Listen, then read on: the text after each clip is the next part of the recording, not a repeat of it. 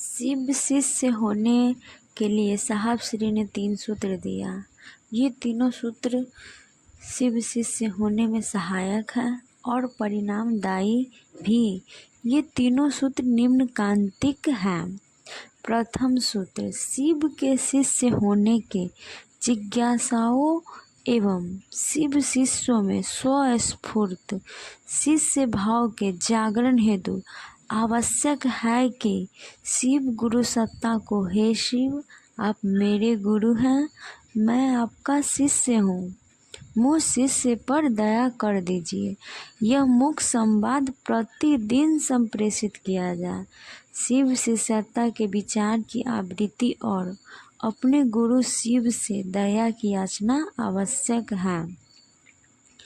प्रथमतः व्यक्ति यह सूचना प्राप्त करता है कि शिव गुरु है। इस विचार के विभिन्न आयामों से अवगत होने के उपरांत वह शिव को गुरु मानने की मन स्थिति में आता है। अतएव वैचारिक तल पर वह शिव को अपना गुरु मानकर ज्ञातव्य है कि शिव गुरु से भाव स्तर पर ही संपर्क संभव है। अतएव शिव को गुरु मानने के पश्चात इस विचार की आवृत्ति आवश्यक है कि शिव मेरे गुरु हैं, मैं उनका शिष्य हूँ। शिव के शिष्य होने के विचार का व्यक्ति के मन में घनीभूत होना शिव गुरु के प्रति शिष्य भाव जागृत करता है। इस विचार की आवृत्ति शिष्य भाव उत्पन्न करती है। मनुष्य का सामर्थ्य एवं उसकी शक्तियाँ सीमित है, पुरुषार्थ की सीमा है। शिव शिष्यता के विचार की आवृत्ति हेतु गुरु दया की याचना अपेक्षित है। महेश्वर शिव की दया भाव ही गुरु भाव है। सद्गुरु मात्र अपनी दया से शिष्य को अपने जैसा बनाते हैं। कहा गया है कि मोक्ष मूल गुरु कृपा। स्मरण रखना है कि शिव गुरु की दया ही शिष्य के जीवन का आधार है। शिष्य भाव के जागरण हेतु सर्वदा यह स्मरण रखना चाहिए कि शिव मेरे गुरु हैं और गुरु दया ही लौकिक पारलौकिक चरमोत्कर्ष का रहस्य है। द्वितीय सूत्र, दूसरों के साथ शिव गुरु की चर्चा शिष्य भाव जागरण की अनुपम विधा है। सर्वविदित है कि किसी भी क्षेत्र में स्वयं प्रयास कर परिणाम प्राप्त करना अपेक्षाकृत कठिन होता है, तथापि दूसरों की मदद उस कार्य को सुगम कर देती है। प्रथम सूत्र में स्वतः प्रयास की स्वतंत्र विधा निरूपित है। दूसरों के साथ शिव गुरु की चर्चा परिसंवाद का एक वर्तुल निर्मित है। गुरु चर्चा परिचर्चा में परिणित हो जाती है। सभी वक्ता एवं श्रोता होते हैं। यह वर्तुल शिव शिष्यता के विचार अथवा भाव को प्रगाढ़ करता है। शिव की शिष्यता का बुद्धि जनित विचार बोधि में रूपांतरित होने लगता है। स्वतः शिव गुरु सत्ता विचार से भाव के धरातल पर अवस्थित होने लगती है। व्यक्ति का मन जो अपने जागतिक स्वभाव के कारण संसार की ओर स्वचालित विधि से गतिमान है, दूसरों के साथ शिव गुरु चर्चा की स्थिति में शिव गुरु से जुड़ाव की दिशा में चल पड़ता है।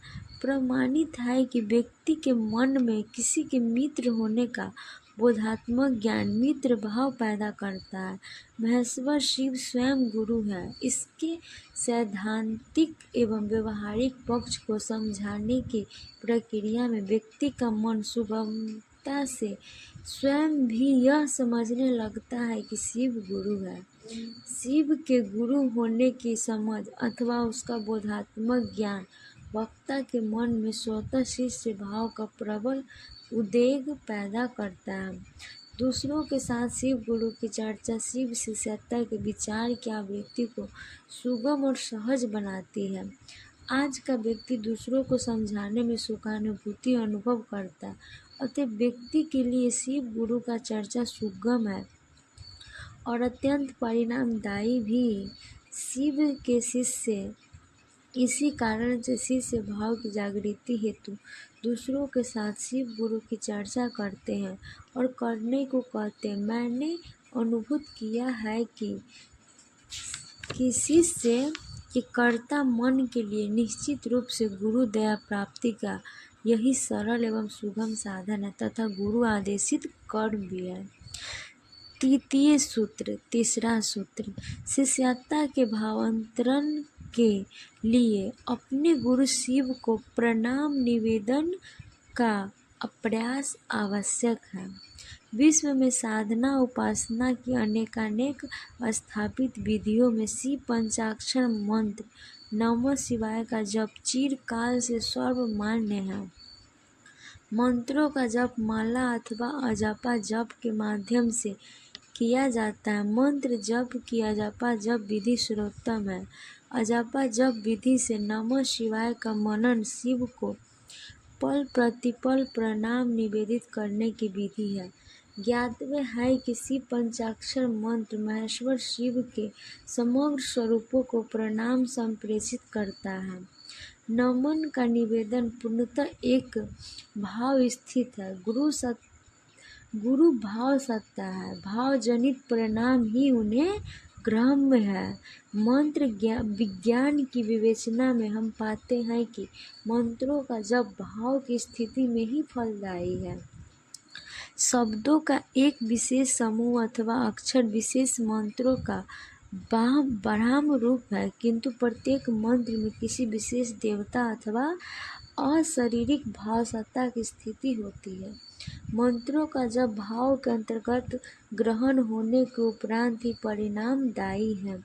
शिव के शिष्य भावांतरण हेतु अजपा जप विधि से अपने गुरु को नमन करने के निर्मित नमः शिवाय का सहारा लेते हैं। अजपा जप में श्वास प्रश्वास की सामान्य गति पर मंत्रों का संन्यास जब गुरु कृपा से अन्यास चलने लगता है तभी अजपा जप परिभाषित होता है। स्मरणीय है कि श्वास प्रश्वास पर मंत्रों का स्वचालित गति से आवागमन अजपा जप एवं मंत्रों का भाव प्रवेश गुरु दया से ही संभव है। शिव गुरु नमन हेतु रुद्राक्ष अथवा अंगुलियों पर शिव पंचाक्षर मंत्र के जप की प्रक्रिया भी अपनाई जा सकती है। माला जप में गणना की 108 संख्या निर्धारित है। 108 की संख्या का निर्धारण काल एवं स्थान की गणना के गुणनफल से है। काल की गणना 27 नक्षत्रों से की गई है। एक सूर्य इन नक्षत्रों पर संचरण करते हैं और 4 दिशाओं में कालगत दृष्टि की स्थिति और विनाश का क्रम संपन्न होता है। 27 नक्षत्र एवं 4 दिशाओं पर नृत्य करता हुआ काल गुणात्मक प्रवृत्ति का अतएव 27 नक्षत्र एवं 4 दिशाओं का गुणात्मक योग 108 मंत्र जप की संख्या निर्धारित मानी गई है। स्वतंत्र दिशाएं 4 ही है। कोणिक दिशाएं स्वतंत्र दिशाएं नहीं है। स्मरण रखना है कि नमः शिवाय का मनन एक दिवरात्रि में 108 बार यानी एक माला किया जा सकता है। मानसिक जप की इस प्रक्रिया में अपने गुरु शिव को मंत्रानुकरण से भाव प्रणाम की मनन स्थिति आवश्यक है। यह प्रणाम शिष्य भाव के स्फुरन तथा अपने